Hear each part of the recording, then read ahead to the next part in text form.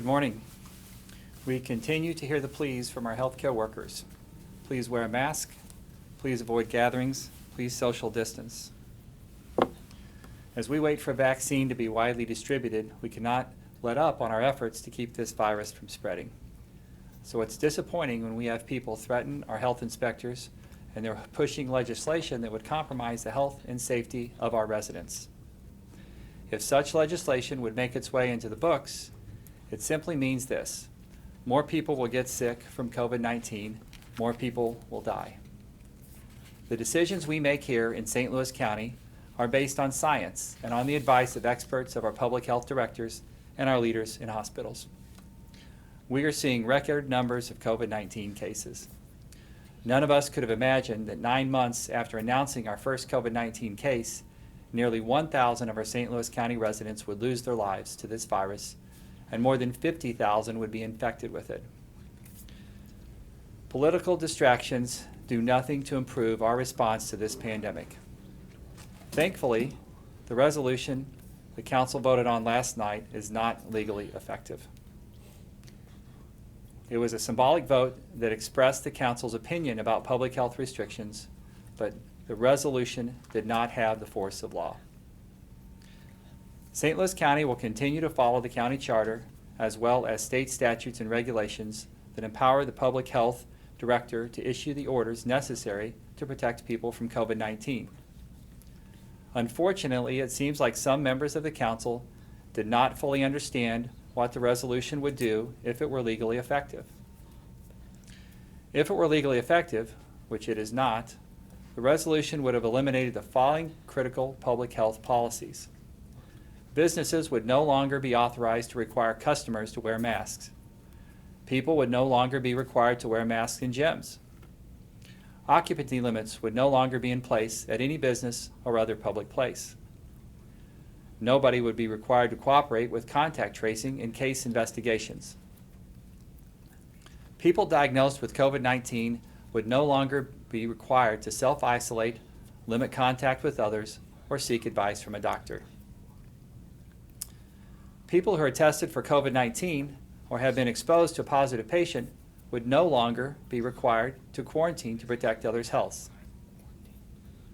And labs that process COVID-19 tests would no longer be required to notify the county about positive tests. And nursing homes would no longer have to notify the county if a resident or employee acquired COVID-19. Taking such action would be reckless, and it would ensure that COVID-19 would spread beyond the ability of our healthcare systems to control. More people will die. The election is over. It's time to stop politicizing the pandemic. It should have never been politicized from the start. Thank you, and I'd be glad to take any questions. So Dr. Page, we have a couple of questions from Channel 4. What is next for restaurants shut down by the health department, and how much taxpayer money could go to an upcoming legal battle? The question from Channel 4 concerning the next step for the few remaining restaurants that are out of compliance with their public health orders and potential cost for an ensuing legal battle. First of all, I think we have to recognize that thousands of restaurants in St. Louis County are doing the right thing and are in compliance with their public health orders and understand that it's important to keep people safe, to protect their employees, and to protect their patrons. The legal battle will be driven by our county counselor's office if some remaining restaurants stay in non-compliance, and this will be pursued the same as the other disagreements over our public health orders have been pursued. I hope that everyone will recognize and listen to our hospitals. They are begging for us to follow our public health guidance. They are begging for help as they are overrun with patients who are suffering from COVID-19 and are struggling to take care of not only COVID patients, but patients who are suffering from the normal health problems that fill our hospitals every day. These are also follows from Channel 4.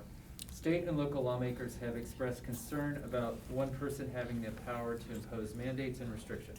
What are you doing to involve more people like the county council along the way? So the question from Channel 4 is concerning the political narrative that one person is making all of these decisions. And again, I would go back to what I've said from the beginning. The politics and politicizing of this pandemic has to start.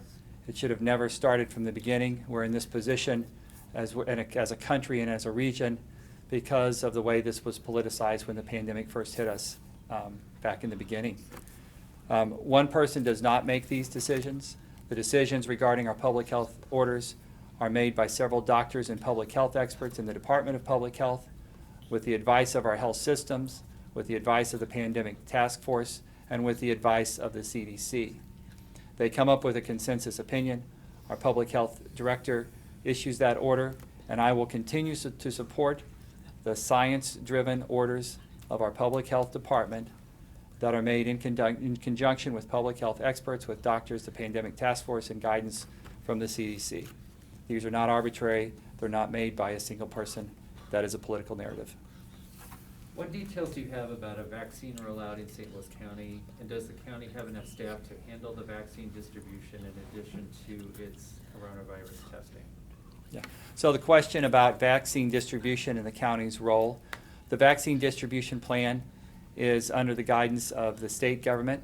Our county health department and other health departments in the state are currently in daily conversations with the State Department of Health about what that vaccine rollout might look like and what the role of local health departments would be in providing that vaccine to the community.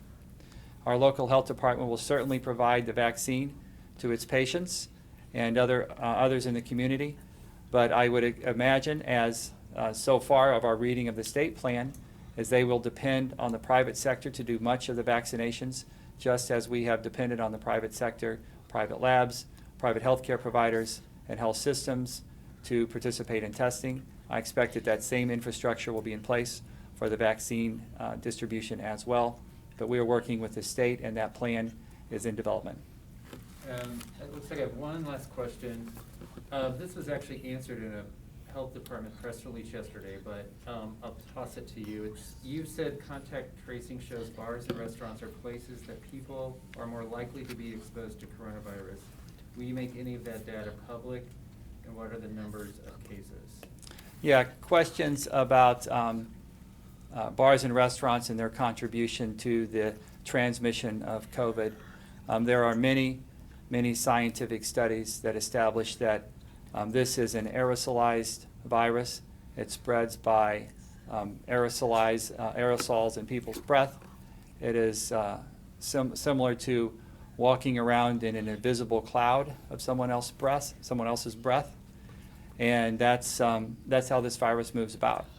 So we know from science that if you take off your mask, those aerosolized particles will travel easier. If you sit in close proximity to someone else for more than 15 minutes, they will travel easily. That's well established in our scientific literature, and we have many examples from our contact tracing and case investigation in St. Louis County. That is why we see restrictions on bars and restaurants in areas of high transmission for indoor dining, like we have here in St. Louis County. We see those restrictions recommended by the White House Task Force, and we see those recommendations and limitations on inside dining in bars and restaurants. We see those recommendations implemented across the country in many states and many communities because it's the right thing to do and it's backed by science. That's all I have. Okay, thank you.